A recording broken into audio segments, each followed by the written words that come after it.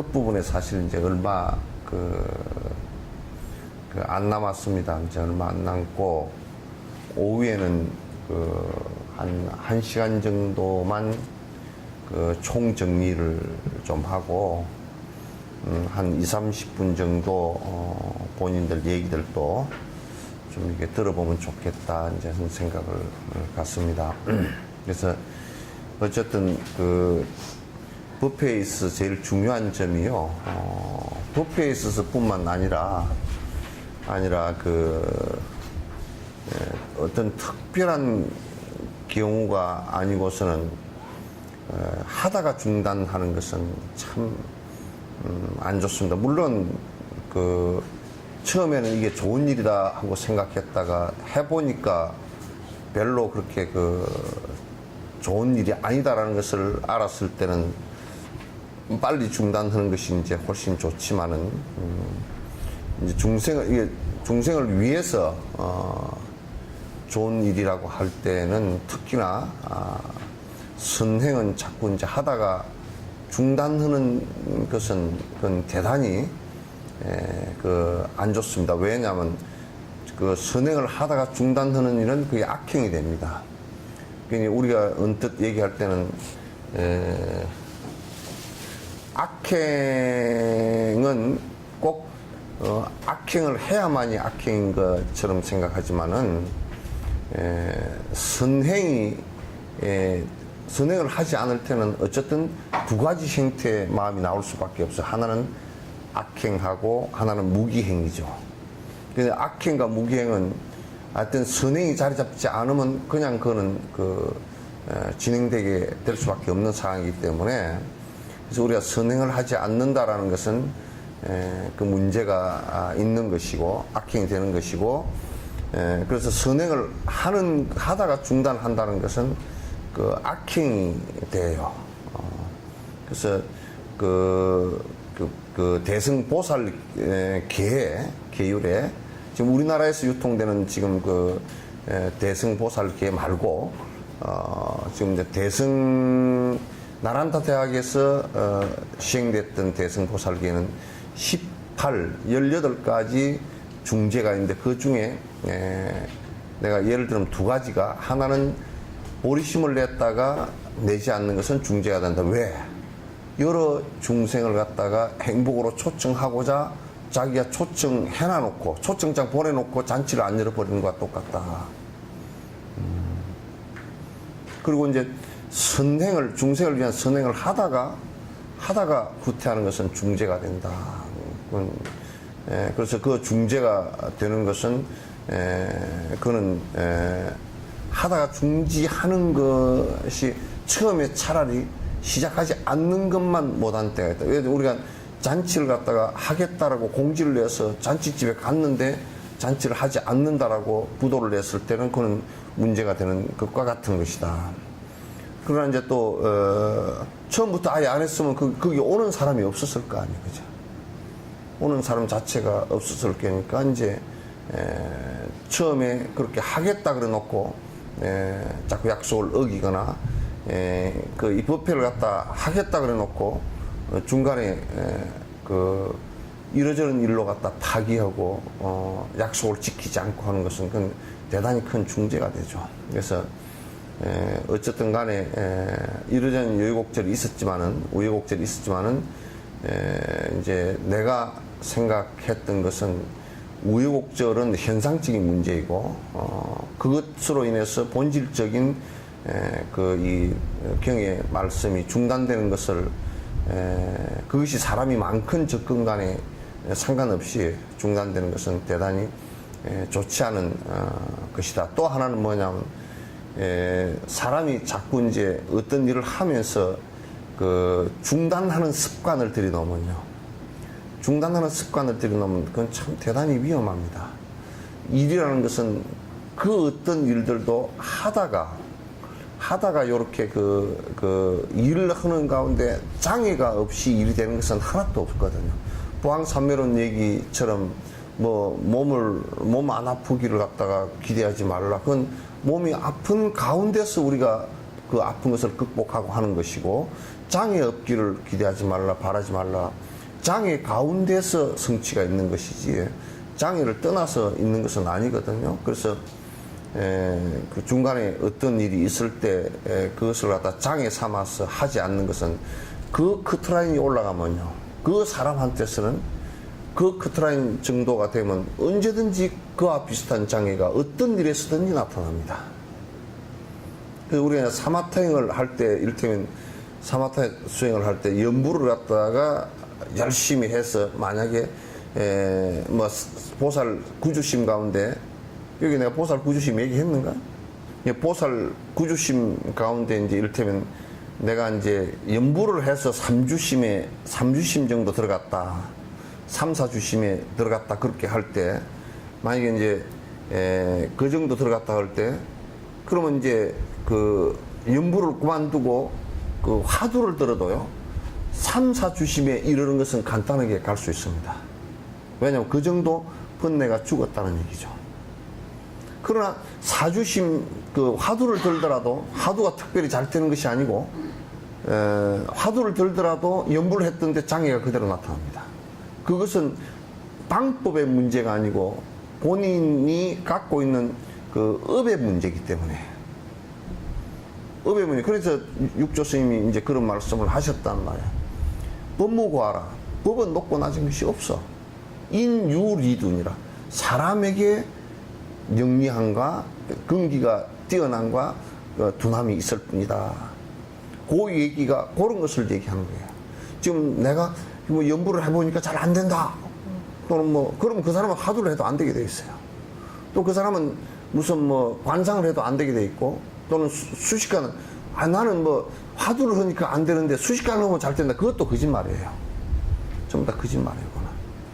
그건 만약에 그 화두를 해서 4주심 이상 들어갔다 그러면 연부를 해도 같이 들어가게 됐고, 연부를 해서 처음에 생바닥이 안 돼, 4주심 초주도 안 된다 그러면 화두를 하면 잘 될 것 같지만 화두도 역시 안 돼요.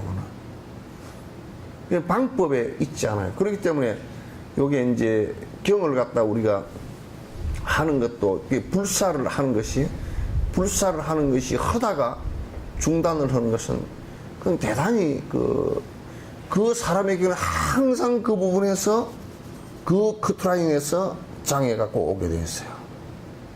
그 장애를 넘어서야 한 단계 올라서는 것이 돼요. 어서 오시오. 오랜만에 오시네. 문이 저쪽에 있어야 들어오기가 쉬운데 문이 이쪽에 있어가지고 들어오면 예? 그렇다고 나무 집을 갖다 좀 문을 바꿀 수도 없잖아. 그래서 중단을 하는 것은 내가 제일 싫어하는 것 가운데 불사를 하면서 중단을 한다. 그거는 나에게 있어서는 굉장히 정말 불편한 일이어서 어지간하면 중단을 갖다가 하지 않으려고 하는 것이 이제 생각이에요. 그래서 전에 하얀 연꽃을 지으면서도 그게 뭐 돈이 한 30억 가까이를 들이는 돈이니까 그 조그마한 진짜 감기 걸린 애 코딱지만한 그 절에서 30억을 갖다가 신도들이 돈을 내고 그렇게 한다는 게 쉬운 문제가 아니거든요. 그 뻔히 알고서 시작한 거지만은, 그러나 이제 그 돈이 어려워지고 짓기가 어려워지고 뭐 그렇게 했을 때 사람들이 그 지을 수 있겠느냐. 그러니까 이 사람아 엉뚱한 소리 하지 마. 그게 7할까지 되었으면 7할까지는 지어진 거야. 7할까지 완성이 안 됐다 손 치더라도 7할까지 지어진 거야. 그래서 내가 힘이 약해서 그러면 내가 그 얘기를 했어. 나무꾼 얘기를 했어. 나무꾼이 나무를 한 짐 지고 산에서 나무를 배가 내려오다가 어깨가 아프고 힘이 들어서 좀 쉬어야 되겠다. 그러면 한 짐 지고 내려오다가 그 지게 목발 받쳐놓고 지게 짝대기 그딱 받쳐서 지게 씌워놓고 그리고 쉬는 거거든. 쉬었다 또 지고 내려오면 돼. 그래서 내가 그랬어. 하얀 꽃 짓다가 내가 5년 쉬었다 다시 지으면 되지 뭘. 그래서 내가 지게 얘기를 자주 했어. 지게 진 사람 얘기를. 그러니까 나는 그 쉴 뿐이지 내가 그 중단은 없다. 그런 얘기를 이제 했던 적이 있는데, 요 이제 입불행론도 우여곡절이 있었지만은, 그러나 이렇게 이제 그 끝을 끝까지 이런저런 일들이 있었지만 끝까지 마무리를 한다는 것이, 그게 법문을 하다가 무슨 뭐 그 한 명이 오더라도 100명 시작해서 한 명 남았다 손치더라도 그렇게 하는 게 끝을 마무리를 하는 게 좋다. 그것을 갖다 이제 이른바 회항이라고 그렇게 하기도 한다.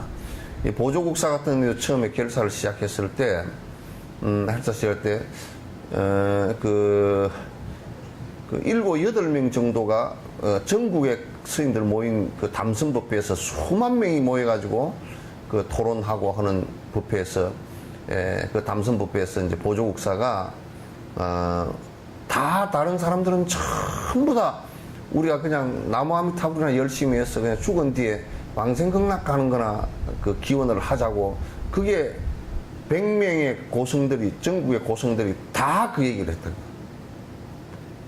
그러면서 항상 뭐라 그러냐면 그 타시, 거성시효하고 부처님 가신 지 오래됐고, 이후 말법이라 우리가 공부해서 되겠는가, 이제 이런 생각을 낸다고 그러죠. 그래서 보조국사가 25세 그 법상에 올랐어. 대단한 25세 그 법상에 올라서 수많은 전국 고성들 수만 명 앞에서 그냥 그 99명이 한 얘기를 반격을 했다고.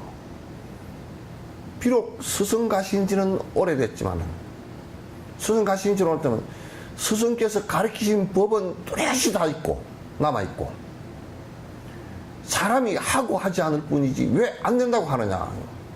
그게 정의결사문의 첫머리예요. 그래서 7, 8명이 거기에 그 수만 명 가운데 7, 8명이 동의했어. 덕재 스님이랑 이런 분이 7, 8명이 동의했는데, 그때 이제 그 어디로 내려갔냐, 팔공산, 지금 그 대구 있죠, 팔공산 동화사 뒤에 거조암에 내려가셔가지고 결사를 시작해. 우리가 깨달을 때까지 여기서 공부를 하자 그러는데, 하다 보니까 7, 8명도 다 도망가 버리고 없었어. 어떤 사람은 아파서 가고, 어떤 사람은 은사가 죽었다고 가고, 다 하다 보니까 한 3년 더 하다 보니까 다 가버리고 없었어. 그래서 보조국사가 다시 결심을 해서 이빨 깨물면서, 내가 이 세상에서 태어나서 그냥 깨닫지 못하고는, 이미 25 될 때까지 경학에 대해서는 아주 막 다 배웠어. 8살에 들어갔으니까 다 정견은 서 있었어. 공부한 길도 다 알아. 이제 실제 되는 것만 남아 있었단 말이야. 그러니까 그 어른이 그냥 거기서 이제 자리를 박차고 일어서면서 내 혼자라도 끝까지 다 하겠다 그랬어요. 그래서 상무주로 지리산 쌍계서위에 상무주로 들어가서 공부를 하시기 시작했거든. 처음에 그렇게 하시다가 당신이 공부를 쭉 하시는데 화엄론을 보니까 다 알겠더라는 거야. 그래서 깨달은 줄 알고 처음 착각을 했어. 그리고 이제 요렇게 생활을 하다 보니까 번뇌가 일어나는 게 보이잖아. 워낙 그 맑은 사람이 보이잖아. 이건 아니다 하고 다시 주저앉았다고. 그리고 이제 깨달음을 갖다 완벽하게 이루고서, 그리고 이제 그 다음에 제2의 결사가 일어나는 거야. 이제는 우리가 내가 한 사람 한 사람을 갖다 전부 일로왕이 돼서 깨달음을 이끌겠다는 대원력을 가지고 송강사로 들어가신 거야. 들어가서 그 700대중을 갖다가 12년간인가 56살 될 때까지 가르치면서 지금 이제 정의결사문이라든지 그 원돈 성불론이라든지 그 어른이 지금 자기가 교재를 다 텍스트를 다시 썼어. 초발심 자경에 개 초심학 입문 그것도 보조국사가 지으신 거고, 그래서 선하는 법부터 다 계율 지키는 것까지 싹 다시 다 쓰셨다고. 스스가 그걸 갖다 가르치면서 이제 뒤에 그런 교육적인 바탕이 밑에 되니까 그게 그 고려를 갖다 한 2, 300년을 살리고 한국 불교를 갖다가 그때 당시 전부 다 뭐 정도였느냐면 지금 그 기복불교 비슷하게 기복불교는 아니지만은도 대다수의 국민들은 기복이고 그 다음에 사람들은 스님들이라 그러더라도 연불 부지런히 해서 죽은 뒤에 극락가는 기업만 한 거야. 그래서 죽은 뒤에 극락이 있다. 거기 가자. 이제 그 얘기야. 그래서 원항생, 왕생 극락기입니다. 왕생해서 밑에 아미타 부처님을 보는 것이 원입니다. 하고 그 신앙만 아주 많이 있었다고. 그걸 갖다 전부 다 보조국사가 깨고 극락은 여기서 이루어지는 것이지 딴 데서 이루어지는 것이 아니다라고 딱 그냥 그 아주 화를 하시거든. 그래서 이제 그 어른도 평생 뭘 하겠다 해가지고 뒤로 물러선 적이 없어. 뒷바꾸를 한 적이 없단 말이야. 그건 대단한 원력이시고 뛰어난 수행자이시고 참 두 번 거론하기가 어려운 우리나라의 참 대선지식이시다. 나는 이 어른을 갖다 나란타 대학에 에서 티베트의 그 불교를 전했던 아티샤 정도 되시는 분으로 그렇게 보인다고요. 이것도 이제 세계 불교도 대회 때 전 세계 불교도 대표들한테 송강사에 갔을 때 내가 이 보조국사를 소개를 할 때 다들 깜짝 놀래. 그런 큰 선지식이 여기 계셨느냐고. 지금 여러분이 앉아 계신 바로 이 자리에서 보조국사가 열반에 드실 때, 열반에 드실 때, 한 보름 전에 내가 조금 몸이 안 좋아서 내가 꼭 갈 것 같다. 대중을 다 불러 모아라. 그 700대중, 멀리 가 있던 대중들이랑 다 이제 심부름을 보내서 다 불러 모아서 700대중이 다 모였어. 요런 자상인데, 요렇게 넓은 평상이야. 요 양쪽 팔걸이가 있고, 뒤쪽에 기댈 수 있는 것이 있고, 그 앉아서 이제 700대중을 앉혀놓고 내가 이제 가고 나면 너희들이 이제 물을 곳이 없을 거니까 다 물어라. 죽기 한 2시간 직전에 그랬다니까. 우리 같으면 치매가 걸려가지고, 나만 같아도 치매가 걸려서 해롱해롱 오고, 지 아들이 와도 뭔지도 모르고 그냥, 옆집, 아이고, 아저씨 어디서 오셨어요? 요런 지경이 될 건데, 딱 앉으셔가지고, 다 물었는데, 108가지를 갖다 질문을 했어. 밑에 제자들이 이제, 공부하는 법에서 18가지 질문을 딱 하니까, 그 어른이 그냥 대답을 그 자리에 앉아서 다 하시고, 이제 질문할 거 없느냐. 대중이 한 말도 안 하니까 내가 간다. 하고 그냥 평상에 앉아서 그대로 딱 앉는. 그 일주일 동안을 그대로 몸을 갖다 건들지 않고 그대로 있었는데 그대로 앉아서 그대로 했어.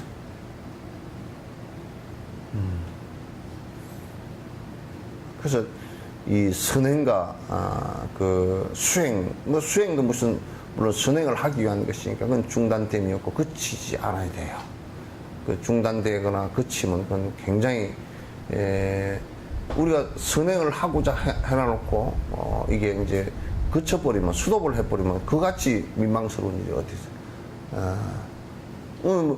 비행기 타고 간다고 그래놓고 비행기가 가는 것을 갖다 아무 이유도 없이 비행기 못 간다고 그래버리면 지금 비행기 고장났으니까 좀 이따가 고쳐가지고 갑니다. 안 그러면 비행기를 바꿔서도 갑니다. 이렇게 돼야 되거든. 그런데 항공사가 비행기 못 갑니다. 다른 비행기 이용하시오. 이래버리면 그거는 선행과 수행을 갖다가 중단되는 일이기 때문에 그건 아주 범죄라고 범죄란 말이야. 그래서 이제 아까도 얘기했지만 우여곡절이 있었지만은 그것은 세상사에 그냥 당연한 일들이고 그러나 이제 어쨌든 간에 우리가 하나하나 이렇게 또 이제 정리를 해서 이제 이게 마무리가 될 수 있는 회양이 이제 될 수 있어서 다행이라는 생각을 갖습니다. 근데 이제 여기에 우리 이제 회양품을 하잖아요. 그죠? 회양품을 하는데 보통 사람들은 이 회양을 수행이라고 생각을 안 해. 그런데 회양이 없으면요, 그건 수행이 이것도 반토막이 돼요. 반토막이 돼요. 그래서 우리가 이제 세속의 삶을 살거나 자연적 이치로도 여러분 콩 한낫을 땅에다 심었을 때 그 콩 한낫이 썩으면서 그 순에, 그죠? 이게 썩어야 순이 자라나잖아요. 그 이 콩알이 결과이지만은도 결과가 새로운 이 삶에 회양을 하지 않으면, 이게 뭐 콩이 가만히 안 썩고 나는 안 썩고 있을 거야 그러면 순이 나올 수가 없잖아요. 그래서 인생에 있어서도 그런 순리는 그냥 그대로인 거예요. 그 순리는 인생에 있어서도 바뀔 수가 없는 거라. 바뀔 수가 없어. 인생에 있어도 우리가 무슨 삶을 살았다. 그 삶이 다른 사람들과 다른 생명들에게 어떤 회양이 됐는지 한번 봐보세요. 무엇을 내가 모든 생명들에게 돌려주고 갈 수 있는 것이 있는가?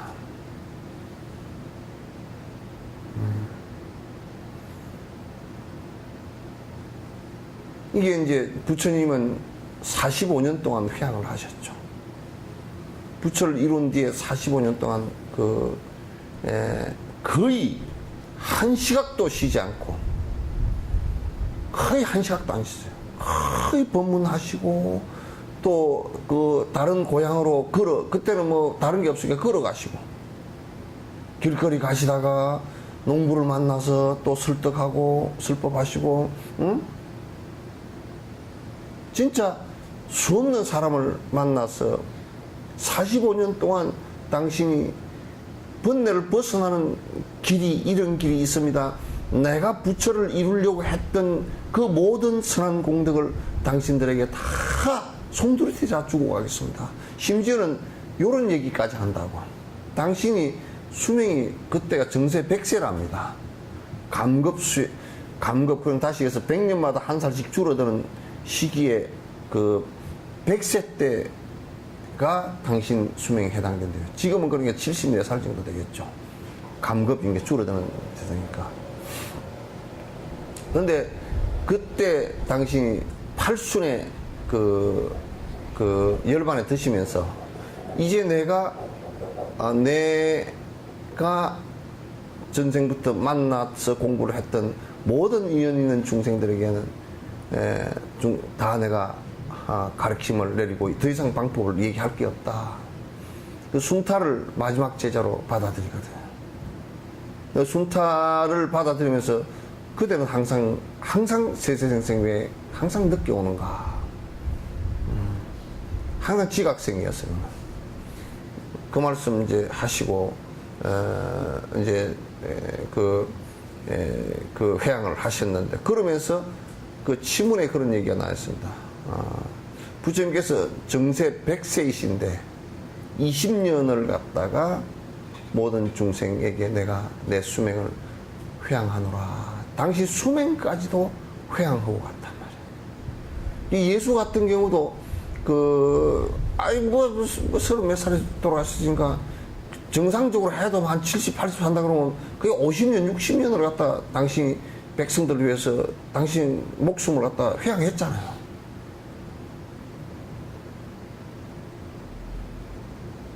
정말 아까운 나이에 뭐 나이가 새파랗게 젊다가 해서 파랗게 젊은 사람인데 죽음을 선택했던 것은 모든 백성에게 내가 죽음으로써 모든 백성에게 진리가 있음을 갖다가 드러내서 보여주신 거 아니에요.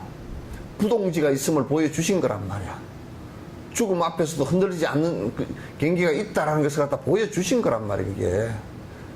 그 회양을 그 이상 어떻게 하라고.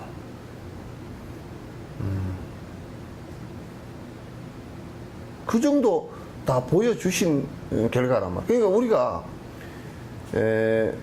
회양이라는 것을 갖다 회양하는 것이 무슨 수행인가?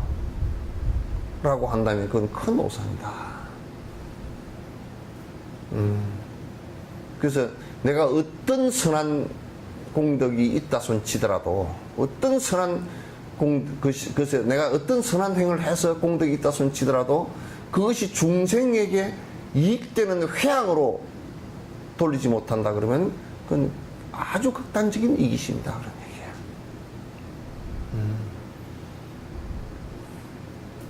그래서 모든 보살 마살들께서도 당신이 공부하는 모든 내용들과 모든 공덕은 그래서 받겠다고 얘기한 적이 한 번도 모든 중생에 다 회양하겠다는 뜻이거든요. 받겠다고 한 적이 없어. 그렇게 하신 적이 없어. 내 복을 위해서 하신 적도 없고 모든 중생을 이라는 것이 전제가 100% 되지기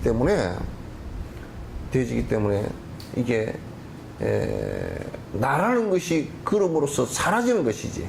그래서 심지어는 보살은 무주처 열반을 얘기하잖아요. 열반이라는 것이 굉장히 열반락이라는 것이 번뇌가 없이 편한 상태이긴 해도 그것 자체를 회양하는 방법이 무주처 열반이란 말이에요. 열반에 머물지 않고 중생을 위해서 육도윤회를 하겠다. 머물지 않다라는 얘기는 뭐냐면 그걸 사마타를 이루어서 열반을 성취하지 안 하겠다는 얘기가 아니고 성취가 됐지만 거기에 안주하지 않겠다. 성취가 됐어도 그때부터 중생을 위해서 오히려 내가 회양을 하겠다. 그 회양법이 뭐냐면 자비법이고 원생법이고 육도윤회를 위해서 내가 중생을 위해서 육도를 갖다 다시 내가 원해서 태어나게 된단 말이야.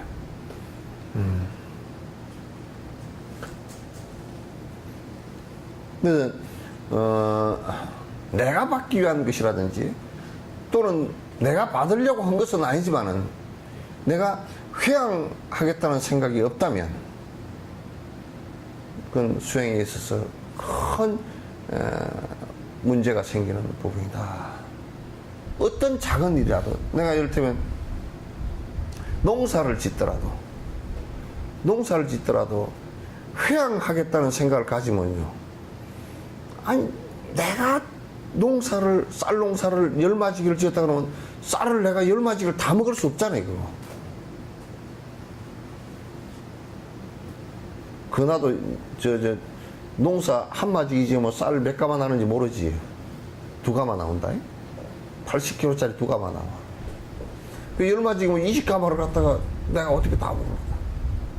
그럼 나는 농사 짓는데도 이걸 작게 내 먹는 것은 아주 작게 하고 나머지를 중생을 위해서 회양하겠다라고 한다면 우리가 이제 내가 이걸 팔겠다. 그것은 달라. 팔아서 내가 돈 사 먹어야 되겠다. 요거는 우리가 그거는 회양이라고 하질 않고, 또 내가 하다가 남아서 니 좀 줄게, 그것도 회양이라고 하지 않아. 무슨 얘기인지 아시겠죠? 그걸 회양이라고 하지 않아. 내가 이 보살은 선한 행을 했고 보살행을 했고 이를테면 보시행을 해서 오랫동안 그러니까 부처님께서도 보시오, 보시행을 다 완성을 하신 분이야. 그러니까 당신이 복을 수용하려고 그러면 전 세계 왕도 될 수 있어. 당신이 그 복 수용을 당신이 다 하려고 그러면 전 세계 전륜성왕이라는 것은 전 세계 왕이 다 될 수도 있단 말이야. 그럼에도 불구하고 당신은 맨발, 옷 한 벌, 밥그릇 하나, 물통 하나, 늙어서 지팽이 하나, 이것밖에 없었다. 수용을 안 해. 못해서 하는 게 아니라 안 해서 안 한단 말이야.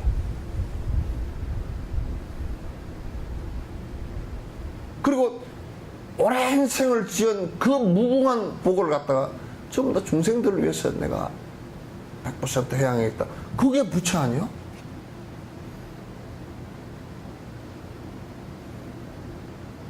지가 짓지도 않은 복을 갖다가 그냥 뭐 오히려 사기쳐가지고 인과 받을 돈을 갖다가 지가 지은 복은 써도 인과는 안 받아.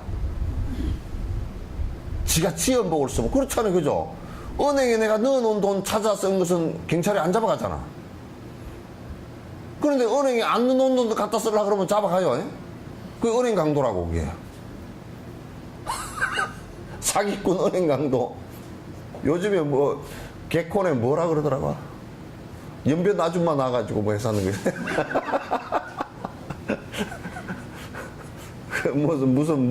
무슨 사기라 그래, 그걸. 예? 어? 어? 보이스피싱인가 그건데. 중국에서 만리장성에서 어머님이 떨어져서 발목을 다쳤습니다. 그러니까 우리 어머니 일본 갔는데요. 네, 일본까지 만리장성이 있다는 데 대해서 놀라셨죠?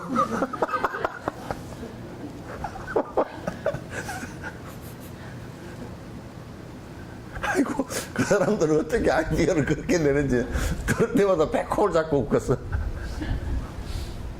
천연덕스럽게 아무리 연기지만은도 천연덕스럽게 그렇게 코미디 연기도 내가 가만히 생각해보면 코미디 대학을 세워야 되겠다 싶더라고. 예? 전유성이 같은 사람이 그 청도에 내려가서 그거 하지 말고 코미디 대학이라도 하나 세워서 코미디 지망생들 그 연기가 받침을 해야 되거든.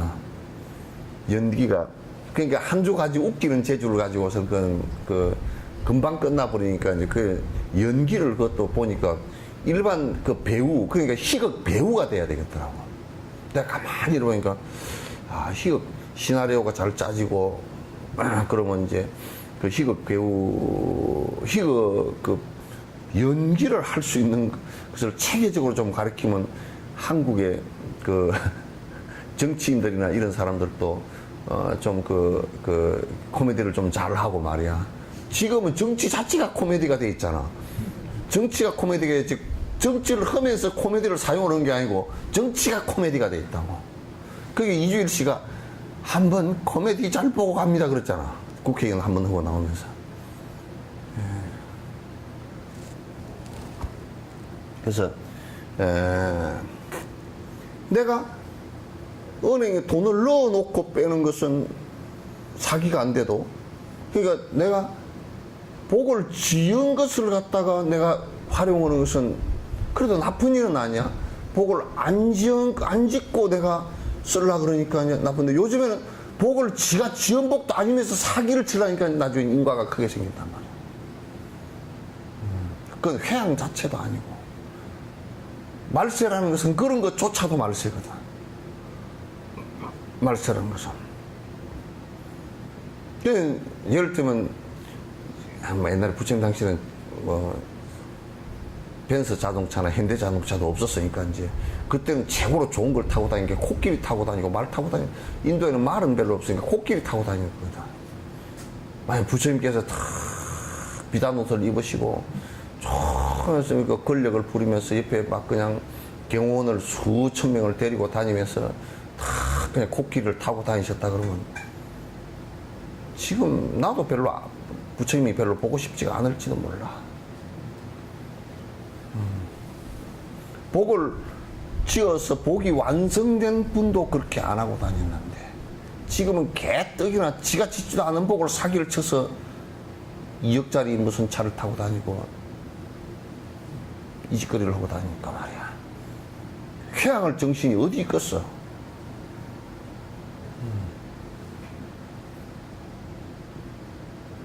결국은 회양이라는 것은 보살은 절대 내가 수용하겠다는 생각이 없는 거야. 그 어떤 것도 내가 누리고 살겠다는 것은 없는 거야. 그게 권력이 됐건, 그게 금력이 됐건, 편안함이 됐건, 없는 거란 말이야. 그렇지 않은 사람을 누가 도인이라 그러겠는가?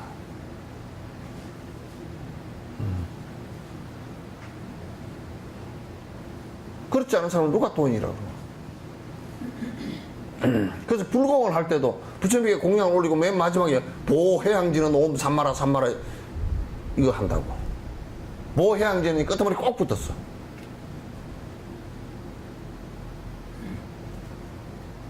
그러니까 여러분 천수경에도 그 관세음보살 10번과 6향 있죠, 그죠?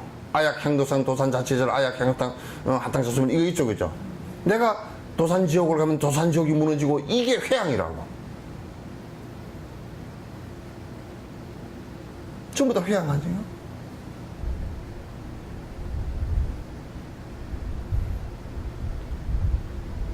이제 티베트 스님들이 회양하는 것을 내가 설명을 할게요. 우리는 무슨 이제 강원 같은 데서나 그 학교 같은 데서 특히 스님들이 또 강의를 하면 다 그 강사료와 똑같이 그 일반 교수들과 똑같이 그 교수비를 다 받고 월급을 갖다가 얼마를 받고 그런 거 직장이지. 그래서 나는 여기에 그 해외 나갈 때도 직업명 성녀 쓰라고 해서 안 써 잘. 내가 직업이 아니니까. 내가 돈 벌려고 들어가 있어야 직업이지. 개떡이라 내가 무슨 돈 벌려고 들어가고 있는데 내가 왜 직업이야, 그게.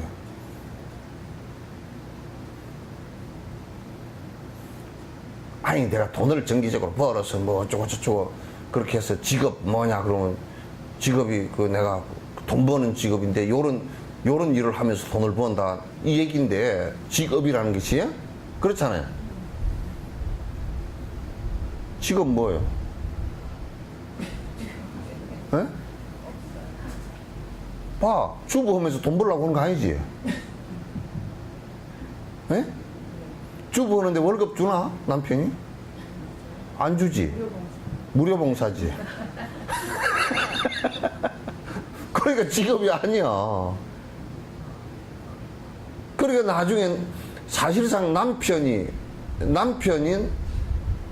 바깥에 나와서 가족을 위해서 돈을 벌었지만 직업이잖아, 그건.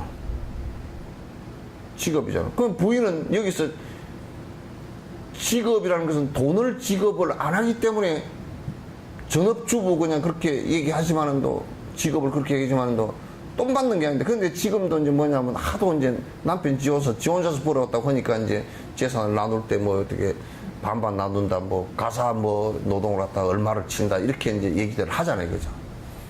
그러나 내 자식 키우고 내가 그거 하면서 사실상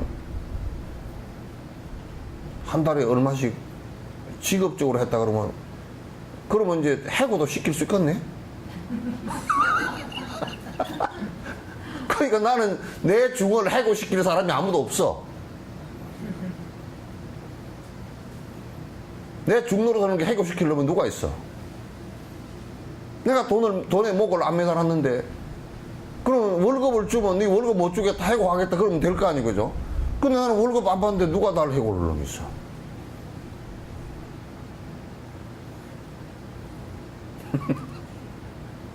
그래서 나는 그렇게 살라고 사는 사람인데, 해고를 하고 어쩌고저쩌고. 그럼 여러분들도 돈을 받음과 동시에, 월급을 주부는 받음과 동시에 또 해고 당할 가능성이, 그게 뭐냐면, 이혼할 때 그러면 이혼하자, 그게 해고죠, 그죠? 나는 이미 돈 다 지급했다. 그러면 이제 그게 보면 상당히 느슨한 행태의 고용관계가 형성되지만요. 그게 가정법에서는, 노동법은 그 저촉이 안 되지만, 그러나 그 노동법이 안에 적용이 되져요. 그러면 이제 가정이라는 것은 웃기는 일이 되어버린 것이. 정말 배꼽을 잡고 떼굴떼굴 굴려야 될 웃기는 일이 되잖아. 그래서 회양이라는 것은 이와 같이 중요한 수행법 가운데 하나라는 것을 갖다가 전제로 하지 않으면 안 된다. 아주 중요한 수행법입니다. 예? 그래서 이제 이런 것을 하면서 우리가 기도를 하면서 천수경 한 편 쳐놓고 부처님께 공양을 해놓고 회양을 어디다 하느냐면 내 아들 시험에 합격되고 뭐 이렇게 하면 그게 회양이 아니야. 회양은 보호회양진언이야. 모든 중생에게 평등하게 하는 것이 그 회양이야.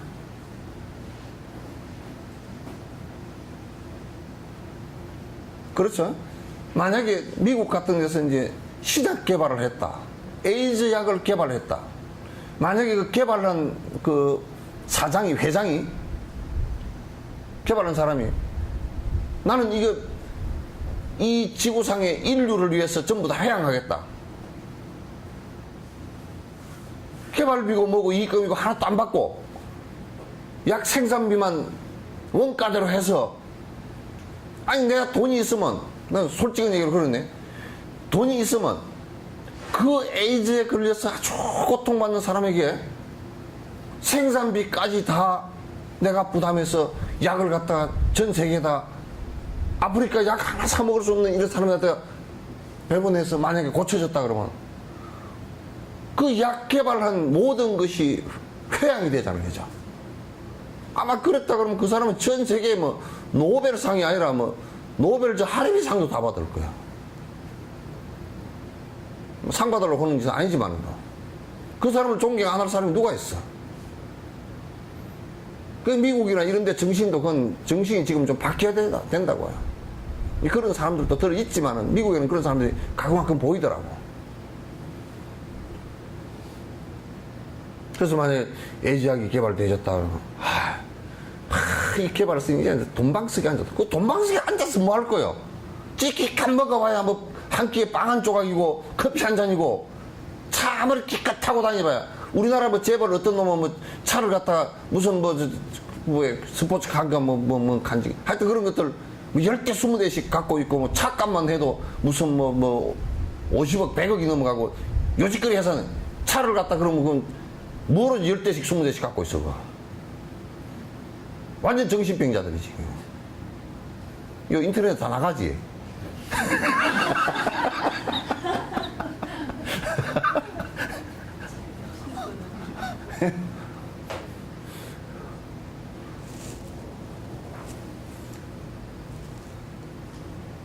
그러니까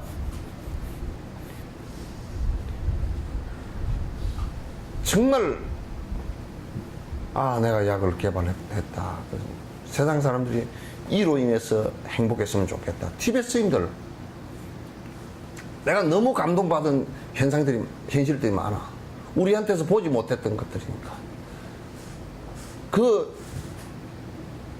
그 생이롭다 그 교장 선생님도 노장님이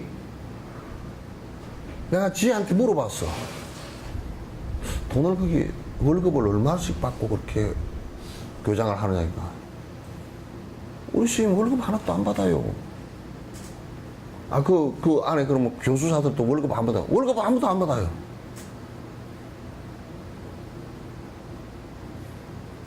우리는 학교를 하나 운영을 하면 전부 다 뜯어먹을 놈들만 잔뜩 있어가지고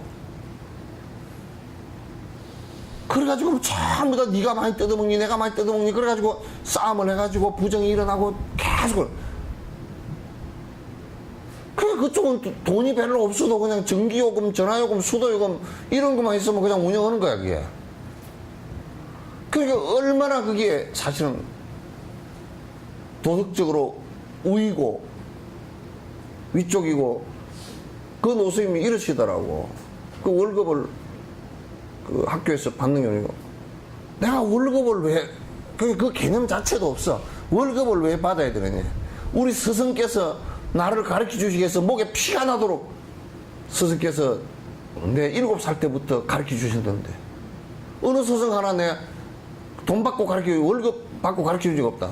내가 그냥 스승님 내가 돈이 없으면 사과라도 몇 쪽 공양 올리고 뭐 이런 것밖에 없었다 그 말이야.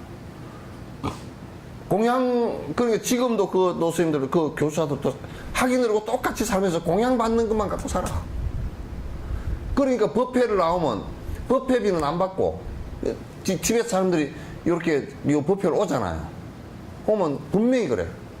스님 제가 그냥 보시를 해서 차비가 여기까지 오는데 뭐 한 2, 300만 원 비행기 값이랑 들어가면 그걸 다 냈으면 좋겠습니다만 그 돈을 내가 낼 돈이 없으니까 그 가는데 경비는 스님께서 해 주셔야 되겠다고. 법회비를 내기면 법회비가 뭔지 몰라. 그걸 그럼 이어서 올리는 것은 그냥 공양 올리는 거야. 그 한 푼도 안 올려도 어쩔 수 없는 일이고. 그 당신도 법의 회양을 하려고 하시는 것이지, 죽을 때까지 하려고 하는 것이지, 돈 금전 관계가 거래되지 않아. 그러니까 우리 인터넷에 아까 농담으로 한 얘기지만은 회원제를 해가지고 회비를 받을 거나 그건 안 되는 일이야. 그건 처음부터 나는 안 된다고 생각했지. 본인들이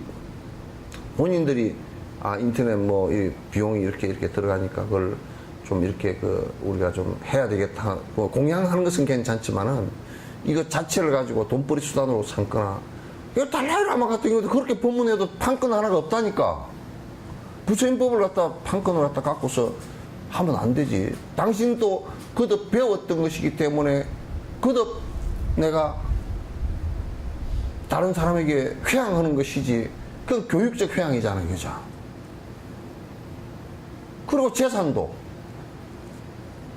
절을 하나 지어놨다, 뭘 지어놨다. 다음 사람이 운영하게끔 딱 물려주고 가는 것이지. 어디 지 아들한테다.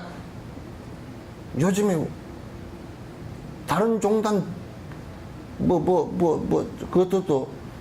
그것들은 아들들이 있잖아. 그 아들한테 물려주려고 그런데 어디서 배운 것 같아. 또 이북에 김정일한테 배웠는가, 김일성한테 배웠는가.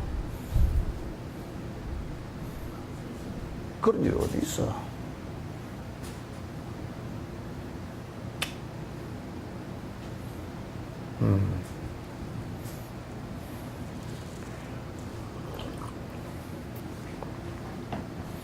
그래서 항상 회양하는 자세가 그 수행의 맨 마지막이에요. 맨 끝들이 보조국사 같은 이도 마지막 법상 위에 앉아서 마지막까지 중생을 위해서 회양하고 가시잖아요. 마지막까지. 그 얼마나 멋져요, 그죠? 그리고 내가 가만 생각해보니까 죽으면 모르겠지만으로 죽어서 앉아있기가 더 힘들걸? 살아서 앉아있기보다. 죽을 때 앉아서 죽는 것이 그게 보통 힘든 일이 아니잖아요. 보조국사는 뒤로 기대지도 않았다는 거야. 딱 앉은 자세 그대로 돌아갔어. 저번에 그 인터넷에 나온 티베스님 자탈림만 그것도 앉아서 그대로 돌아가시고 그런 식으로 돌아가시니까. 그게 죽은 뒤에까지도 서비스를 했더라니까. 한 일주일 동안 또 앉아서 보니 그걸 보고 그렇게 죽는 모습을 보고 한이십 안 낼 사람이 누가 있어. 똥을 빠락빠락 싸고 정신이 나가버리고 그냥 고함을 지르다가 뭐 헛것이 보인다고 막 허둥지둥 하다 죽는 거, 어? 저 시장 바닥에 말이지 그냥 생선 널브러지듯이 그렇게 죽는 것을, 이게 죽음의 존엄이 아니거든, 이게.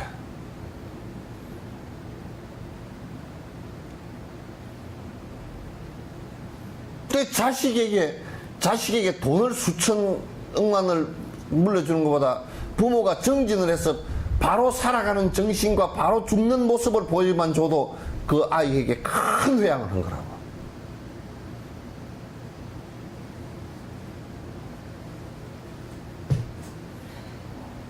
그런 회양이 어디 있어요?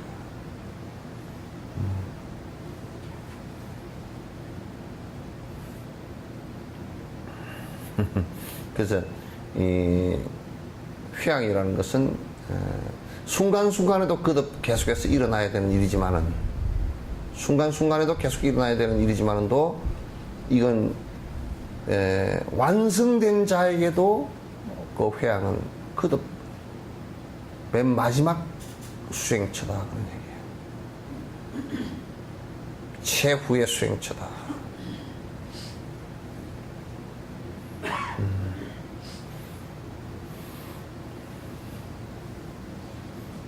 그렇게 하기 위해서는 우선 물질적으로 내가 사는 것은 아주 검소하게 사셔야 돼요. 검소하게 사시고, 그 다음에 물질적으로도 어려운 사람들한테 다 회양해야 되고, 내가 복 지은 족만, 내 복을 자꾸 다 수용해버리려고 그러지 말라고. 참 보면 배기 싫고 구역질하고, 한 사람들이, 복이 조금 있는 사람들이 지복 다 수용고, 거기다가 사기까지 쳐가지고 수용을 다 해가지고, 온 난장판을 치고 돌아다니는 모습들은 볼 수가 없어. 못 굴린 게냐. 봐줄 수가 없어. 뭐 그런 짓거리 하려고 돈을 벌었잖냐. 그럼 아예 돈 벌지 말라고. 그렇게 천박한 자본주의로 살려고 그러면.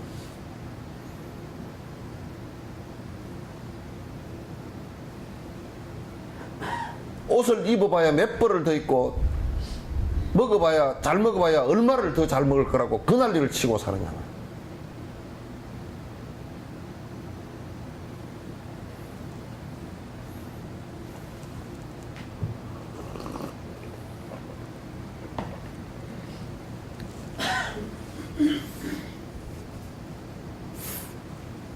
나는 이런 노노자는 소리를 하면 좌익이라 그래.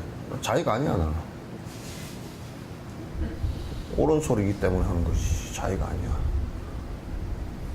자식들이 나를 좌익이라 그래. 그건 좌익으로 서는 얘기가 아니야. 그건 진리로서, 사실로서 얘기하는 것이지, 좌우를 나눠서 할 얘기가 아니라고.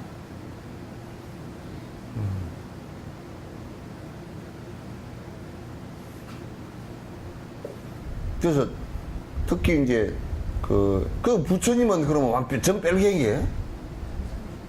공산주의 정도도 아니고 막 새빨간 토마토 빨갱이게?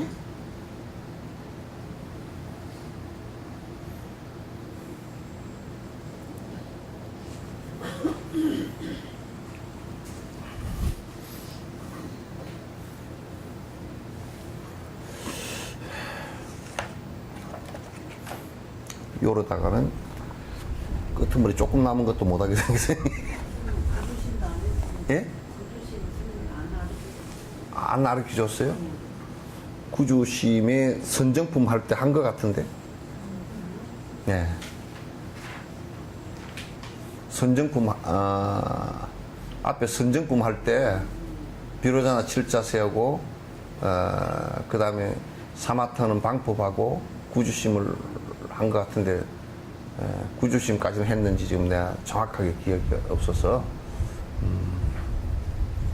그 이제 다음에 람님 할 때요, 너무 자세하게 나오니까, 지금 그 람님 법회 지금 인터넷 올라 있잖아요. 그 쭉 보시면 요즘에 지금 해 나가는 그 부분에 한 10챕터 앞 정도까지는 안 갈 거고, 지금 올려져 있는 것은 한 대여섯 번째 그 전부터는 그 선정품 나와 있고, 그게 구주심. 구주심은 아마, 이번 주 말고 저번 주에 한 것에 올라져 있을 거예요. 구주심 관계가.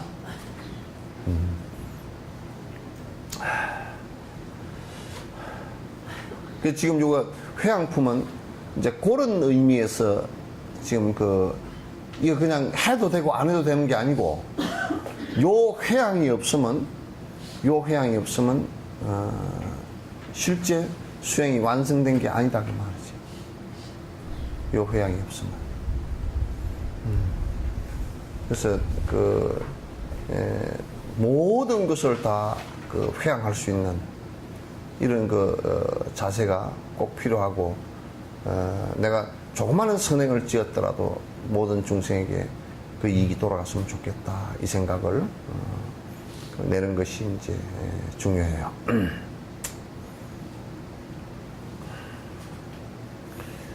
자, 몇 분까지 했는지. 38번? 136페이지. 39번. 천신들도 부처님과 보살님네 칭견하고 한량없는 공약을 올리게 하소서. 천신들도 비를 내려 오곡백과 풍년 들면 태평성세 이루어서 모두 평안하소서. 이게 이제 수행자들이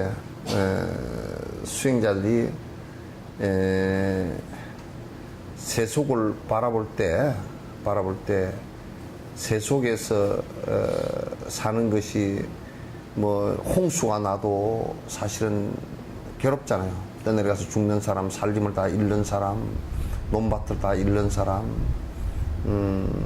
또 이제 저번에 후쿠시마 같은 그런 대원전 그 사고도 결국 지진 때문에 일어난 현상이잖아요. 그런 재해들이 일어날 때 후쿠시마 그쪽에 같은 경우도 지금은 사람들이 일본 사람들이 그 사람들이 그냥 이를 꼭 깨물고 한 말도 안 해서 그렇지 사람이 수만 명이 어디 흔적도 없이 사라져 버렸잖아요. 뭐 해일이 일어서 그냥 쓰나미가 일어서 흔적도 없이 사라졌잖아요. 그런 일들이 사실상 항상 그런 일들이 일어나서 불행해지는 일이 없었으면 좋겠다라는 이 생각을 수행자들은 항상 가져줘야 돼요. 그 이제 만약에 이런 얘기를 하면서 후쿠시마 원전 사고가 아니고 쓰나미가 일어난 것은 그네들이 뭐 신을 안 믿어서 그랬다든지 그런 식으로 비난을 해버리면 그 상처 한 대를 갖다 또 칼질하는 거랑 같은 거라고. 그러니까 안타깝고 그런 일이 안 일어났으면 좋겠고 어째 그런 일이 나가 수많은 생명이 죽고 그 달라이라마 같은 일은 그까지 찾아갔어. 그게 그 당신이 뭐 누가 잘못 얘기한 사람도 있더라고. 당신이 기도 힘이 대단하니까 가가지고 기도를 해주려고 왔다. 그게 아니에요. 그 사람들을 갖다 위로해주기 위해서 얼마나 수많은 사람들을 잃고 그 목숨들 잃고 가족이고 뭐 친지고 다 죽고 재산 다 떠내려가고 키우던 가족 다 죽고 이렇게 되는 상황에서 가서 그 위로의 말이라도 기도라도 한번 해줄 수 있다는 게 그게 사실 그 수행자로서의 역할이 그 이상 어떻게 뭐 할 게 없잖아요. 위로라도 한마디 해주고 참으로 그 좋은 일이 있기를 갖다 참 기대했는데 이렇게 불행한 일이 있어서 너무 안타깝고 그렇다고 해서 내가 이제 우리가 그렇다고 해서 쓰나미도 일어나지 말고 뭐 지진도 일어나지 말고 그렇게 얘기한다고 해서 지진이 그걸 알아듣고 안 일어나는 것도 아니고요. 그럼 할 필요가 없지 않느냐? 그렇지는 않아요. 이것도 결국 마음의 문제라고. 내가 그들이 그렇게 고통을 당하는 것을 갖다가 당하지 않았으면 좋겠다는 이 마음이 이루어져야 자비심이 나오고 도우고자 하는 생각이 나오고 서로 돕는 생각이 나오는 것이지. 또 우리가 흔히 생각할 때 과학자들처럼 지진이 뭐 그렇게 일어났어. 그거 어쩔 수 없는 일이야. 그래 버리면 그건 종교가 아니라고요. 그런 종교가 아니에요. 그래 봐봐. 우리 종교를 안 믿으니까 그렇게 불행을 당했잖아. 그거는 더더욱이 나쁜 놈들이고. 심성을 그렇게 쓰면 안 된다고. 누가 이제 옆집에 아이고 그 집에 생선을 저녁에 먹다 애가 생선가시에 옛날에 가난할 때 목에 걸려가지고 못 빼가지고 애가 아침까지 병원에도 못 가고 막 킥킥거리고 있다. 옆집 아줌마가 봐 생선 사오더니 우리한테 한 마리도 안 줬더니 고소하다 잘 됐다.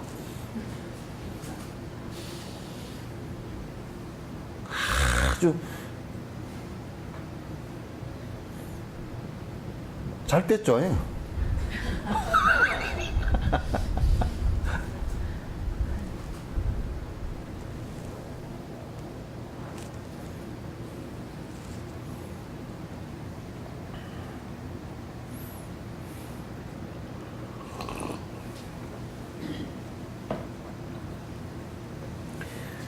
항상 편안하시기를 기원하고 저 사람이 돈이 없어서 힘들면 글쎄 그건 참 그렇게 힘든 것이 그런 고통이 없어졌으면 좋겠는데 풍족하게는 못 살아도 그래도 돈이 없어서 고통받는 일은 좀 없었으면 좋겠다라고 생각을 하고 기원해주고 그 마음을 그렇게 써줘야 돼.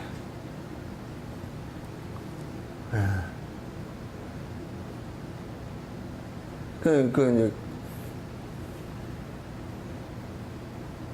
돈이 내가 그럴 줄 알았다고. 저거 말에 꼭 쓰는 꼬라지를 보니까 짜증 고소.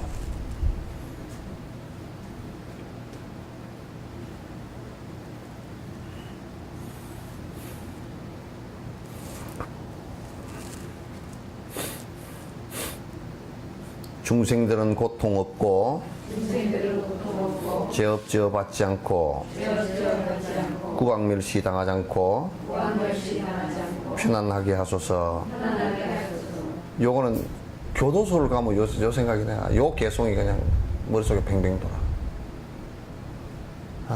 교도소를 가면 그냥 거기에 어쨌든 거기에 들어간 사람들이 자유를 다 구속당하잖아요. 구속당하고 어쨌든 굉장히 상처받고 힘들다고요. 물론 저거들이 지어서 들어간 상황이지만도 그 사람들이 죄업을 짓고 고통을 받고 힘들어하는 그런 일이 일어나지 않았으면 좋겠다라고 하는 것이 전제가 되어져야 그 아이들, 그 사람들에게 그런 것을 갖다가 진짜 가슴이 아파서 설명을 해주고 그렇게 하지 말았으면 좋겠다. 그 얘기를 갖다가 할 수가 있어요. 그렇게 되지 않으면 내 가슴에서 그게 같이 공감이 안 일어나요. 공감이 안 일어나요. 그래서 교도소에 들어가 있는 사람들도 내가 충분히 그런 것을 공감하고 이네들이 고통받는 것을 갖다 공감하고 그런 고통으로부터 벗어났으면 좋겠다는 것을 공감하는 상황이 되면 그 사람들이 말을 수긍을 해요. 그렇지 않으면 그 사람들이 어떤 생각을 갖느냐 하면 자식 뭐 니는 뭐 안 들어왔을 뿐이지 니도 도둑놈의 새끼 아니냐 딱 그렇게 나왔다고.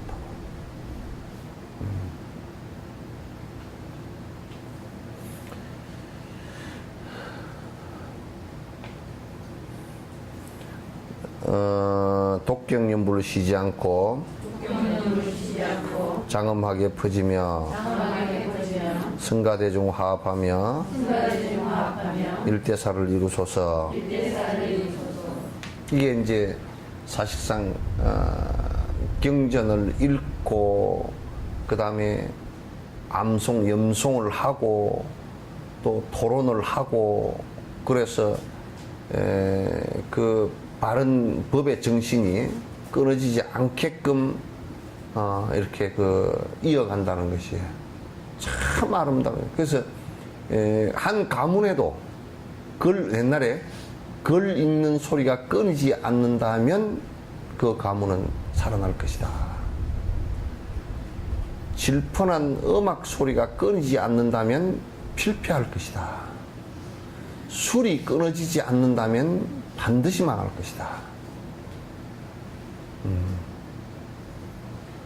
절집에도 경을 법문하는 소리와 그걸 읽는 소리와 토론하는 소리와 또 암송하는 소리 이런 것들이 끊이지 않고 계속 일어난다 그러면 그거는 법이 살아날 것이고 그렇게 살아나야만이 모든 사람들이 그 법을 통해서 욕망의 탐진치에서 구속되어졌던 것을 갖다 벗어날 수 있는 좋은 계기가 생길 것이다. 그렇지 않고서는 방법이 없지 않느냐.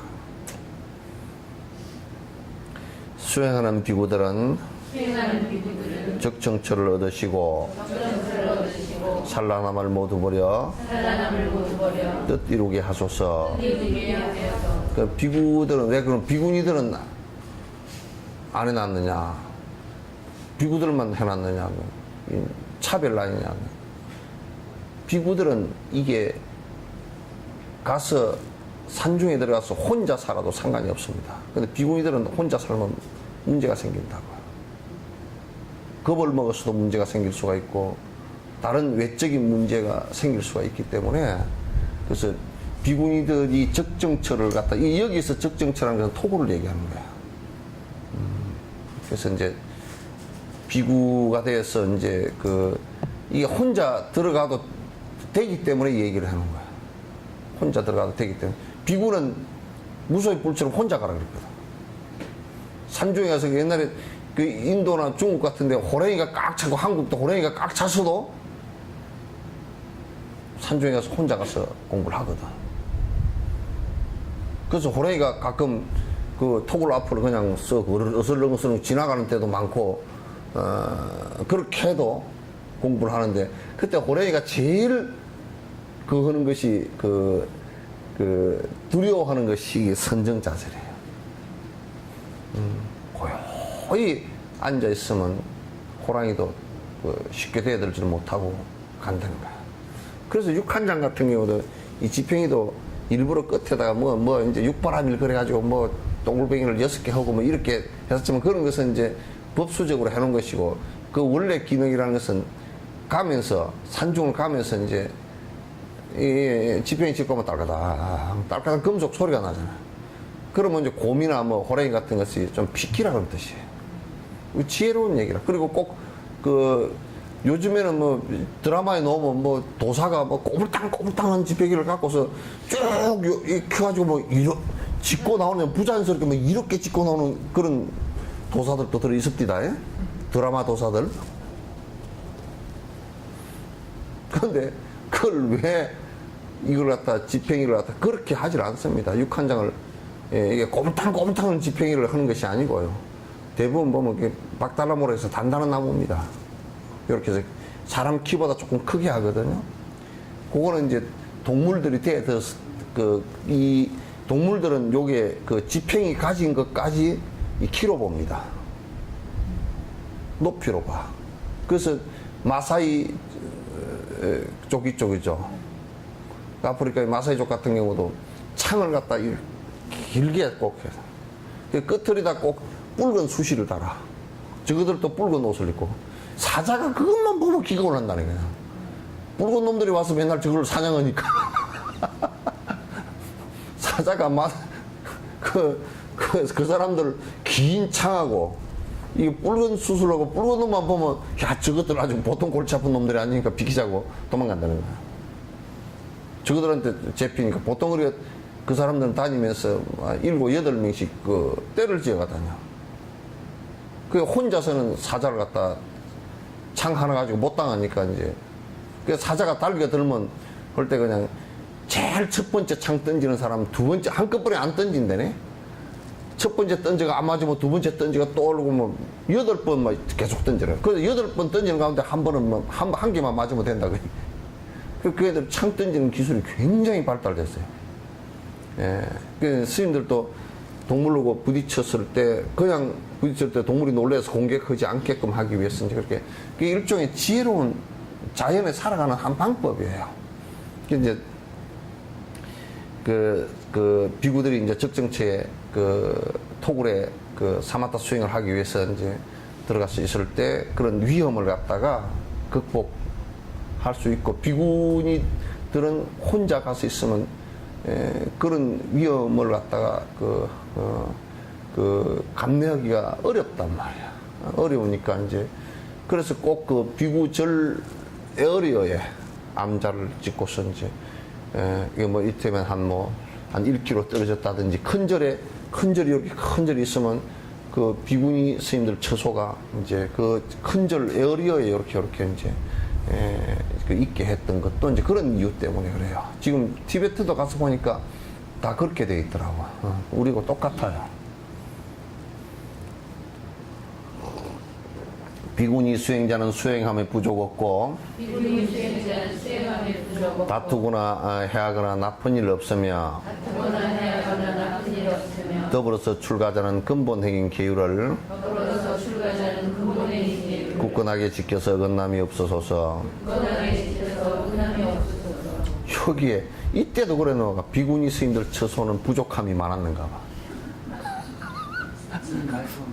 예?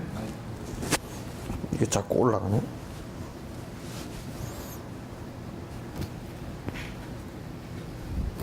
이때도 비구니 스님 처소는 공양들을 잘 안 했는가. 하여튼 산티데바도 이 발언을 하면서 비구니 스님들 처소에 먹을 것도 별로 없고 입을 것도 별로 없고 그래서 항상 조금 마음이 불편했던 모양이야.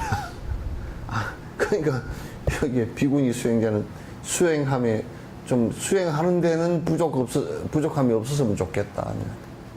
내가 가서 봐도 그래. 비구 스님들 절들은 우리 한국에는 그래도 비구니 스님들 절들은 더 반질반질하게 잘 해놨더라고. 가서 보면 그냥 어떻게 그냥 가서 티베트 스님이 하는 말씀이 있어. 한국 비구니 스님들 절에 가면 마당에 밥풀이 떨어져도 주워 먹어도 되겠대. 그 얘기를 하시더라고. 그런 것 같다고. 내가 이제. 예. 근데 비구 스님들 절들도 너무 잘 해놨는데 아마 잘 그렇게 그런 것은 아마 내가 생각해보면 돈이 딴 데로 새서 그런가 어쩐가. 어쨌든 비구니 수행자는 수행함에 좀 수용의 부족함이 좀 없었으면 좋겠다. 그래서 이번에 가사불사한 것도 비구니 스님들 때문에 처음에 마음을 냈던가. 비구니 스님들 때문에. 특히 이제 망명 와가지고 그렇게 하니까. 그래도 이제 비구니 스님들이라도 티베트 안에서는 그 마을에 비구니 스님들이 하나 있으면 그 마을 사람들이 다 그래도 돕거든요, 다. 그런데 그게 공동체가 다 깨지다 보니까 이제 인도로 와니까 인도 사람들은 뭐 그런 게 하나도 없잖아요. 그럼 결국 비구니 스님들도 외국인들을 많이 의지를 해야 되는데 이제 그런 게 잘 안 되니까 더더욱이 이제 사실은 어려운 것 같아. 또 찌걱찌걱 잘 싸웠나? 찌럭찌럭 좀 뭐 그냥 좀 잘 싸웠는가 봐. 응? 그러니까 뭐 어쩌고 저쩌고 뭐 이거 국수는 말이야 무슨 뭐 이렇게 해야 국수고 저렇게 하면 국시고 이거는 국수가 아니라고 그래 자꾸 또 에? 그런 거 아닌가 몰라. 그래서 출가자는 근본된 계율을 굳건하게 지켜서 어긋남이 없어서 계율을 어기는 마음을 다시내어 언제라도 그 제업을 참여하게 하옵시고 이들의 모두를 선지세계에 들게 하여 거기서 계율을 지키게 하소서.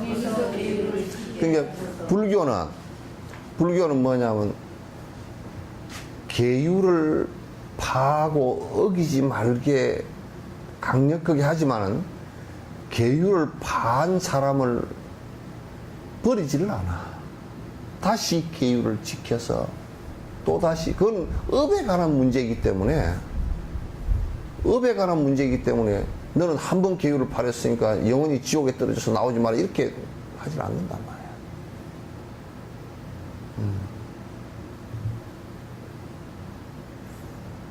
충분히 이해되죠, 그죠? 그래서 항상 거기는 참회와 용서라는 것이 전제가 되어지는 게 중요해요. 잘못된 부분에 대해서 참회하고 그 다음에 이제 그것을 용서하고.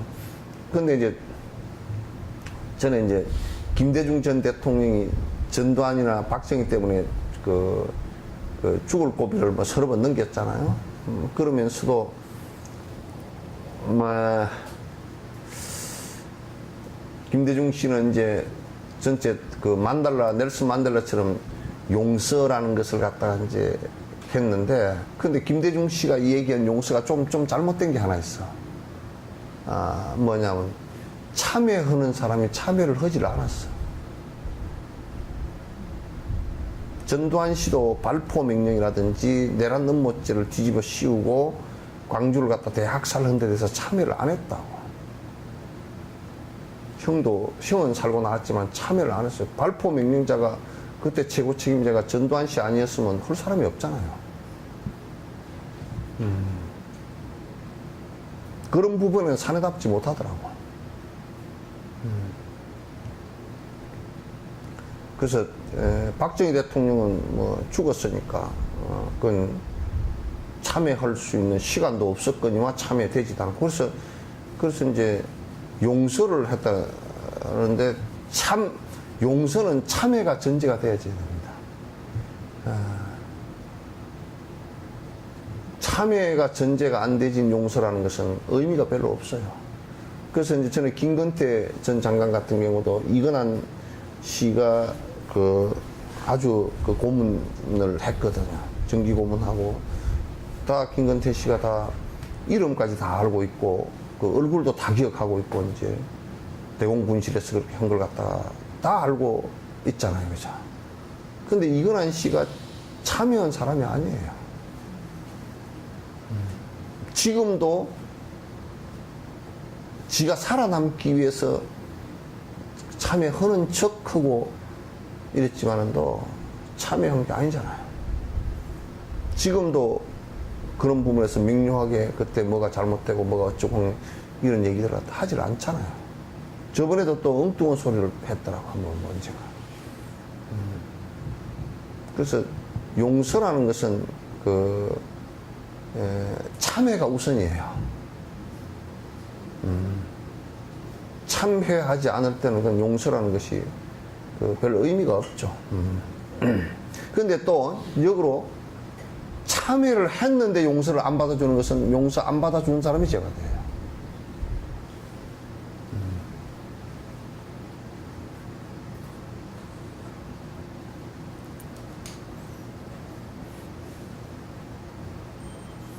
지혜로운 이들은 언제나 존경받아 공양으로 존경받고 귀하게 하소서. 의식의 상속을 완전하게 밝히시어 시방세계에 두루 널리 알려지게 하소서. 그러니까 이 세상에 나는 이런 얘기를 해봤어. 욕심을 버리고 지혜롭게 살고 자비롭게 사는 사람이 존중받을 수 없는 세상 같으면 그 말세라 끝난 세상이야. 욕심을 버리고 중생을 위하는 사람들이 무시당하고 별 볼 일 없고 그렇게 살 필요가 없다라고 생각하는 사회라 그러면 그 사회는 말세 가운데서도 아주 최악의 말세라고. 왜냐하면 사람의 삶의 지향점이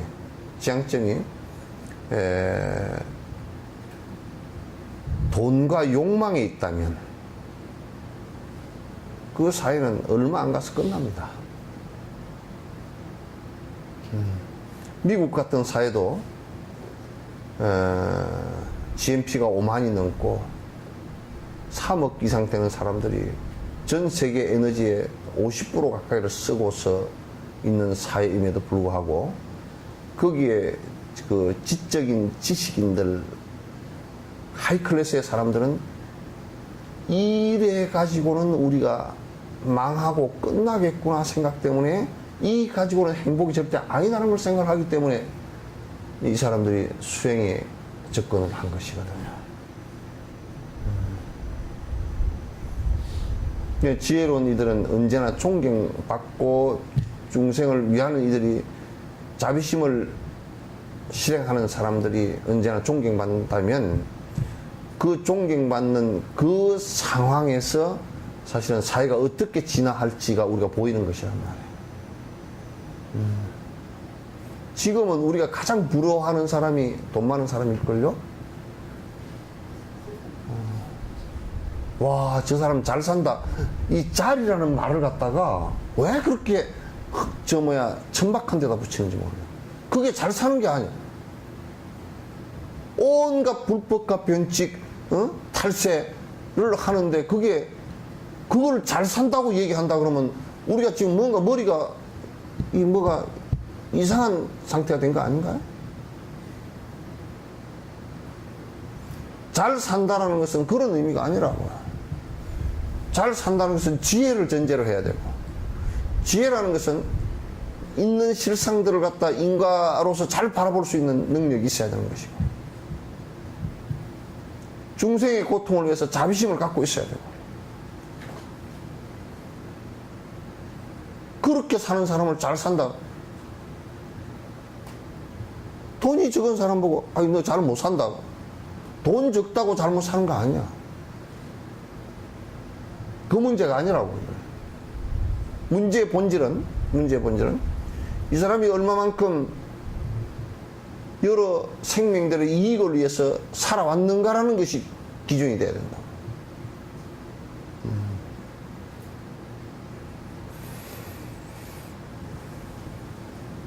그래서 공양으로 존경받고 귀하게 하소서. 그래서 항상 그런 사람은 참 내가 모든 것을 버리고 사는 대신에 세상 사람들이 그를 위해서 공양하고 그들이 불편함이 없도록 살아갈 수 있게끔 서로가 그렇게 도우는 것이거든.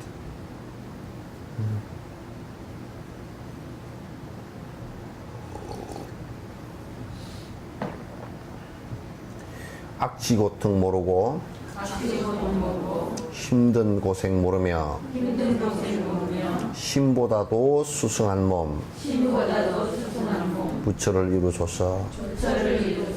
악취 고통은 사막도를 얘기합니다.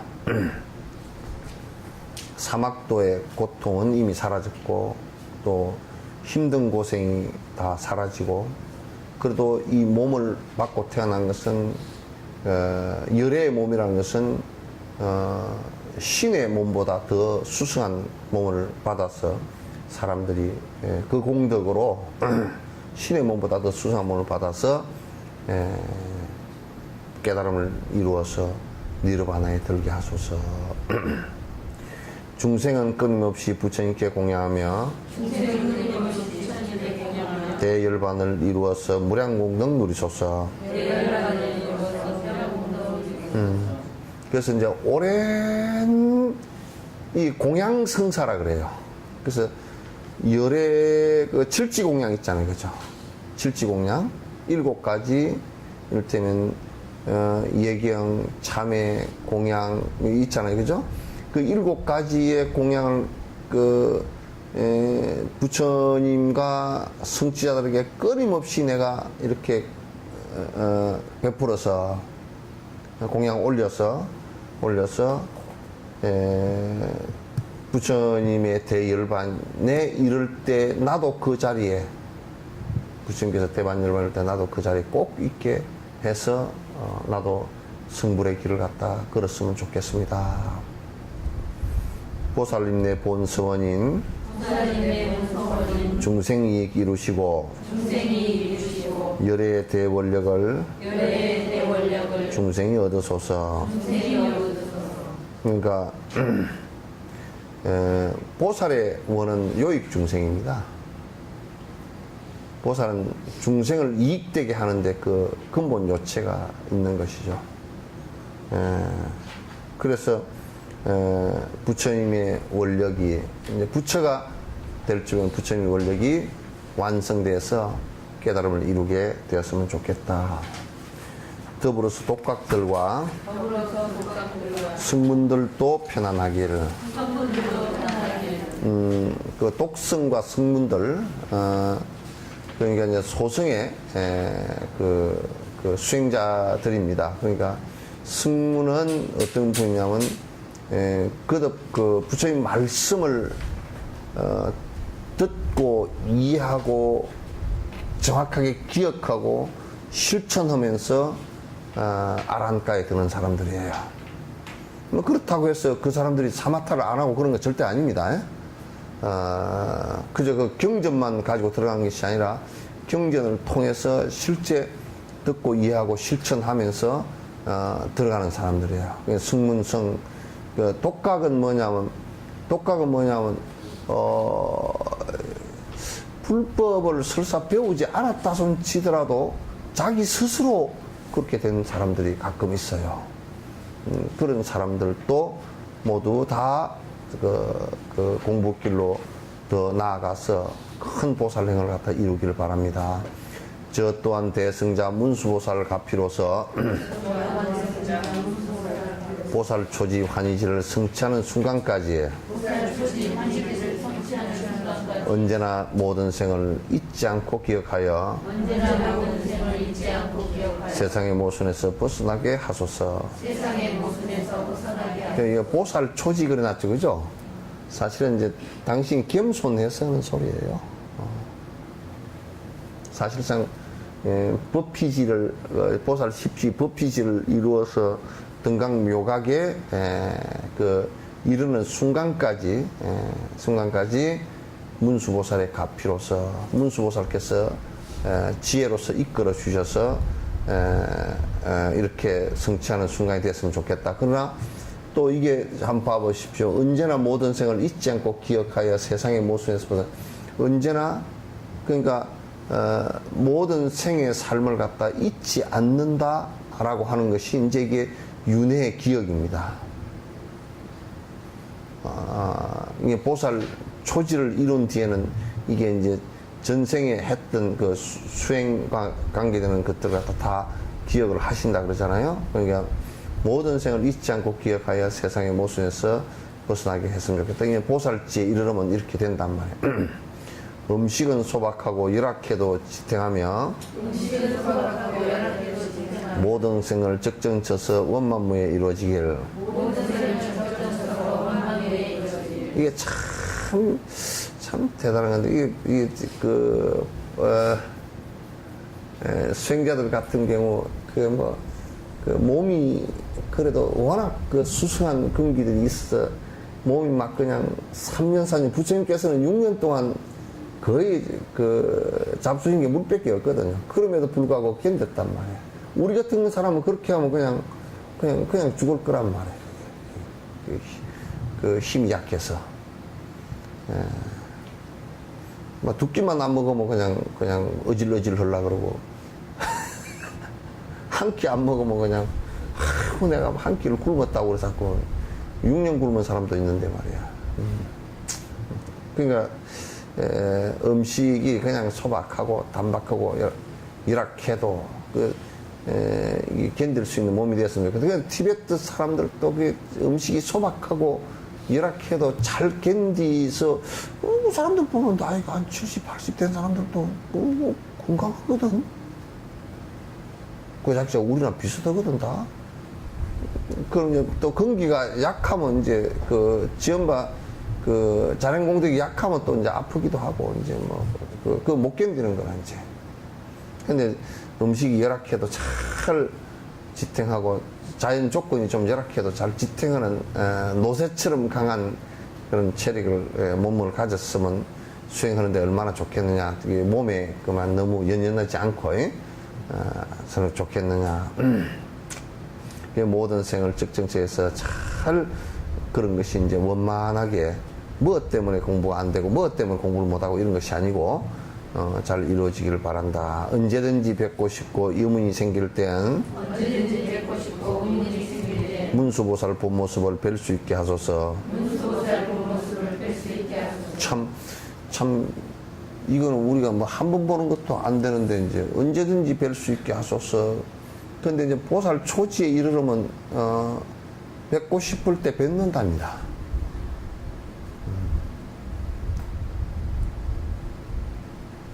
뵙고 싶을 때 직접 뵙고 그 가르침을, 그러니까 우리 역사상에서도 그 뵙고 싶을 때 뵙고 가르침을 받았다는 기록이 많거든요. 그래서 그렇게 됐으면 참 좋겠잖아요, 그죠? 너무나 좋겠잖아요. 그래서 진표율사 같은 경우도 이제 처음에 뵐 때 지장보살을 먼저 뵙고 부사의방에서 기도하면서 이제 먼저 뵙고 그 다음에 그 미륵보살을 뵀는데 그분이 이제 이 법주사에 그 진표스님 상자가 제자가 법주사를 갖다 창건을 했었거든요. 그 법주사에서 이제 그 수기하고 그럴 때 언제든지 그 문수보살께서 그 놔두어 주신 미륵보살께서 놔두어 주신 그런 그 설화가 있죠. 전언이 있죠. 그런 게. 시방후공 끝까지 중생이 이기하여서 시방후공 끝까지 중생이 위하여 문수보살 원행을 따르게 하소서. 문수보살 원행을 따르게 하소서. 그 보살들의 원행, 이거 문수보살 원행이라는 것은 이 법을 다 지혜를 성취한다는 얘기예요. 문수보살은 핵심의 주수행 방식이 지혜 수행에 있었어요.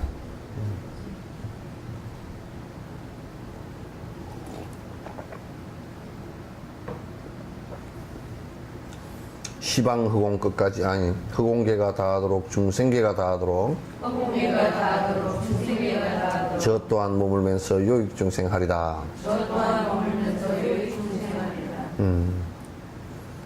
그러니까 흑공계가 다하도록 중생계가 다하도록. 그러니까 흑공이 다할 수가 없잖아요, 그죠? 그리고 중생이 다할 수도 없는 거야. 그것도 반복되는 윤회니까. 그러니까 내 마음은 언제나, 보살의 그 행의 마음은 언제나 흑공계가 다하도록 중생계가 다하도록 내가 하겠다. 그래야 부처가 성취되는 거야. 내가 어디까지만 하고 말아야지. 내가 이번 생에 그냥 견성해버리고 말아야지. 요런 것은 결코 될 수가 없어요. 그 어떤 중생고든 대신받게 하시고 그 어떤 중생고든 대신받게 하시고 보살님네 더불어서 중생이 행복하기를. 보살님에 더불어서 중생이 행복하기를. 그러니까 이제 내가 우리가 어머니가 아이가 아플 때 정말 아파할 때 내가 대신이라도 아팠으면 좋겠다라는 생각 같지. 그렇다고 해서 애 아픈 것이 엄마한테 옮기지 않아요. 그러나 이게 그 어머니의 사랑이죠, 그죠? 그냥 중생의 고통을 갖다가 참 내가 대신 받겠다라고 한다면, 이럴 때는 우리가 입보랭명 할 때 선하을 보살 같은 이도 중생이 아주 가려운 폭군 왕 밑에서 아주 고통을 당할 때 내가 이 법을 설하고 죽음을 받더라도 죽음을 받게 되면 그 왕도 마음을 바꿀 수 있을 것이고 모든 국민들도 법에 대해서 환희심을 내면서 공부할 사람들이 많을 것이다. 그래서 중생의 고통을 해결하는 데는 내가 죽음을 선택하는 것이 옳겠다라고 해서 그 양반을 가서 죽은 거거든. 그러니까 내가 대신 받겠다라는 이 생각이 자꾸 전제가 되져야 자비심이 점점 사실은 커지는 것이죠. 중생의 고통에는 유일한 양약이며 중생의 고통에는 유일한 양약이며 세상 모든 행복이 시작되는 바른 처인 세상 모든 행복이 시작되는 바른 부처님의 가르침에 머리 숙여 정리하니 부처님의 가르침에 머리 숙여 정리하니 영겁도록 열반에 드시지 마옵소서. 영겁도록 열반에 드시지 마옵소서. 중생의 고통에서 사실 구제할 수 있는, 그러니까 처방전이라는 것이 우리가 이제 어떤 병이 났을 때도 처방전이라는 게 여러 가지가 아니거든요. 결핵 걸렸을 때는 결핵 치료제 처방전 그거 외에는 전부 다 보조약품이잖아요. 그런 것처럼 사실상 우리가 고통이 사라지기 위해서 행복하게 되는 데는 사실 여러 가지 방법이 많지 않아요. 많지 않아요. 그래서 어떻게 보면 아주 중요한 양약에 속하고, 그래서 부처님의 가르침에 진심으로 머리 숙여 정리합니다. 인사드립니다. 영겁도록 열반에 드시지 마옵소서.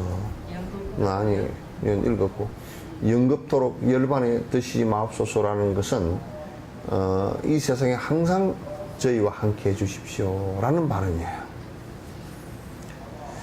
당신의 가피로 지혜를 보이시는 지혜 닦이고 지혜를 보이시는 문수묘음보살님께 언제나 합장하며 문수묘보살님께 언제나 합장하며 세상 모든 선지식께 일심정리하옵니다. 세상 모든 선지식에 일심정리하옵니다.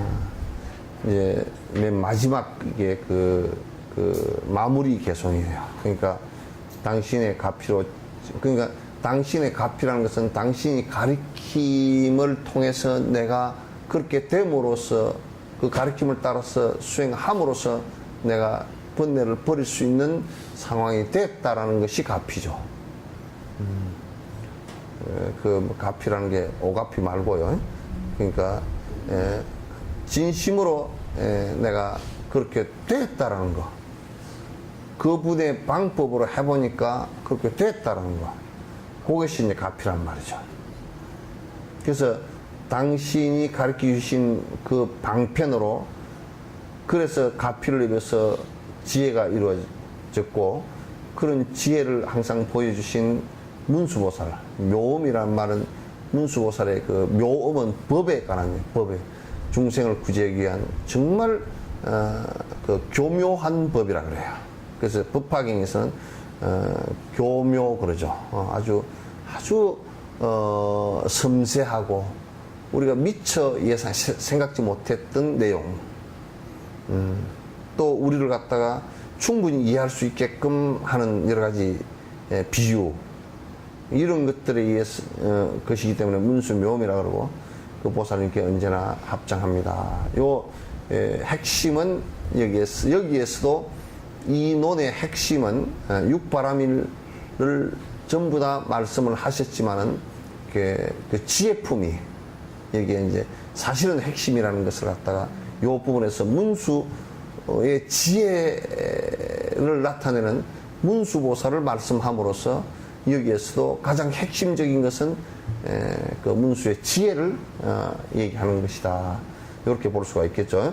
보살님께 언제나 합장하며 세상 모든 선지식께 일심으로 정리하옵니다. 그래서 이제 사실은 이제 요 입보리 행론이 이제 산티데바께서 깨달음을 이루시고 그 수많은 대중에게 그 후세 대중에게 말세 대중에게 이익을 주시기 위해서 공부의 방법을 갖다가 그 전해주신 그 입보리 행론을 갖다가 이제 다 이제 마감을 하게 됐어요. 오후에는 요거 이제 총체적인 얘기를 갖다 좀 하고 여러분들 이제 얘기를 좀 또 들어보고 그렇게 하도록 하겠습니다. 질문 있으면 하십시오. 입보리 행론 전체 다